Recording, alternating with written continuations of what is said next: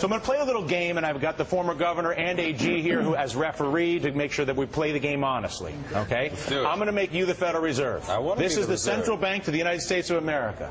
I am going to become all of the banks of America, particularly the big ones here in New York. I'm Citigroup, AIG, Lehman Brothers. That's me. Okay, are you with me, Capehart? I'm the bank. Okay, I can wear this at the U.S. Open and root for Federer. That's exactly right. It's dual purpose. That's a good look. I'm going to give you a stack of monopoly money that is all of the future money of the U.S. taxpayer, and the Federal Reserve has access to it. I love this Enjoy game. yourself. Enjoy yourself. That is the future wealth of America in your hands. Okay. Nice. Good stuff. I am now a bank who has extended. Not a very promising pile of money there. That's the future. You know. The denominations are huge. I'm telling you, there's like a $10 trillion note in there. There's so much money there. It's 21st century money. You don't need a lot to get a little get you a lot.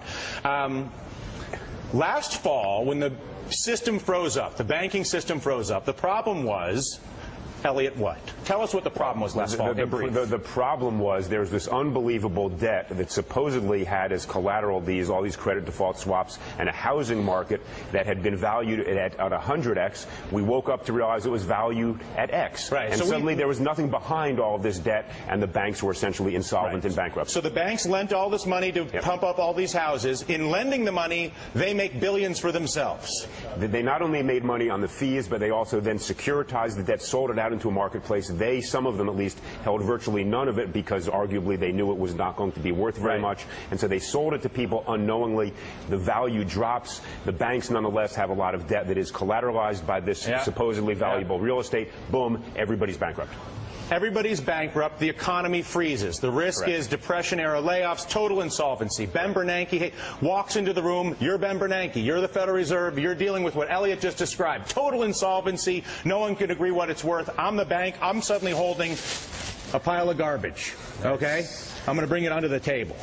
But the economy can't function if I can't get money for my garbage. So the Federal Reserve, using taxpayer money, basically becomes a goodwill store for the bank. So the banks take all their garbage to the Federal Reserve. You take that. Garbage, Dylan? And then, like the goodwill, the banks are able to write in what they believe the value of the goodwill bag is. And I believe that was $13.9 trillion, if you don't mind, for the bag. 13.9 trillion, please. Excellent. Give away all the big bills. No, listen, it's a lot of money. So now the Fed gives the banks the $13.9 trillion. I now have cash again as opposed to a pile of garbage. That is inherently, by the way, a good thing in the short term, because that's why our economy functions again. That's why the Dow goes to 9,000. Fast forward to this summer, July of this year. We now want to know what's in this garbage bag, because this garbage bag represents the risk of the future of this country. If this is worth 13, no, don't tell anybody. The Fed doesn't want anybody to know. That's not a secret. The referee know? No, he wants to know. I want to know. Why do you want to know what's in this bag? So why is it so important to America? I want to know if there's anything in there that is worth the money you've been given. And I want to know what you knew it was worth, and when you knew what it was worth. If it was zero, why were you doing what you were doing? We asked the chairman of the Federal Reserve, or not we, Congress has asked the chairman of the Federal Reserve to tell us what's in the bag. What did you give the $13.9 trillion for? Ron Paul, who's basically never had a real momentum for a real piece of legislation in Washington, D.C., because he's an outsider and seen as a fringe player, suddenly has hundreds of signatures inside of the Congress to try to find out what's inside of this bag. Ben Bernanke, when asked what's inside of this bag and why he doesn't want to say what's inside of this bag, said the following.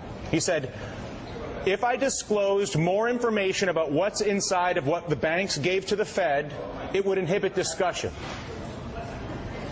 If I disclosed what's inside the bag, it would inhibit the provision of information. Let me repeat that. Providing information about what's inside the bag of goodwill from the banks, which is all those bad debts that was given to the Fed, would inhibit the provision of information. And it would implicitly, he says, provide the sense that Congress was second-guessing or trying to override the Fed. I want you to think about Congress's relationship with the CIA and the back and forth there. And the CIA says, this is secrets we don't get out of our house. Federal Reserve saying the same thing.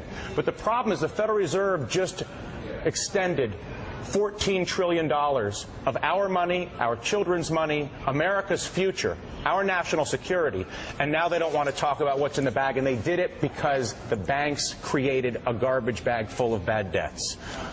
Hey, Does that make sense, Jonathan? Yeah, but I'm confused by one thing. Please. Isn't the difference between the Fed and the CIA is that the Fed is quasi-independent of Congress and the White House?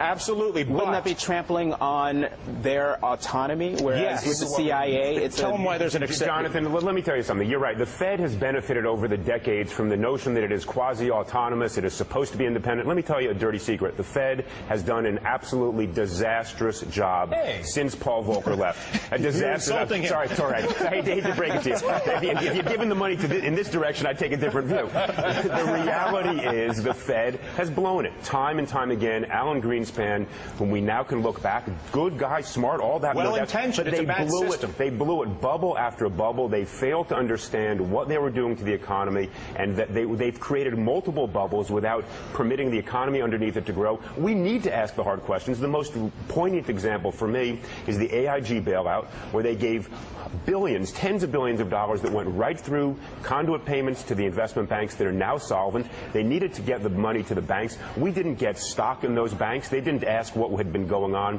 This begs and cries out for a hard, tough examination. The Fed was quasi-autonomous from the public, but it was run by the banks. You look at the governing structure of the New York Fed, it was run by the very banks that got the money. This is a Ponzi scheme, an inside job. It is outrageous. It is time for the Congress to say enough of this, and to give them more power now is even crazier. And Ron Paul has a piece of legislation seeking to do this. There may be better pieces of legislation than his. I'm not familiar with it, but the point is that there are people the layers of the onion. The Fed needs to be examined carefully. Do not buy their blather that simply, we've been so good, let us off the hook. Just the opposite. They've been terrible.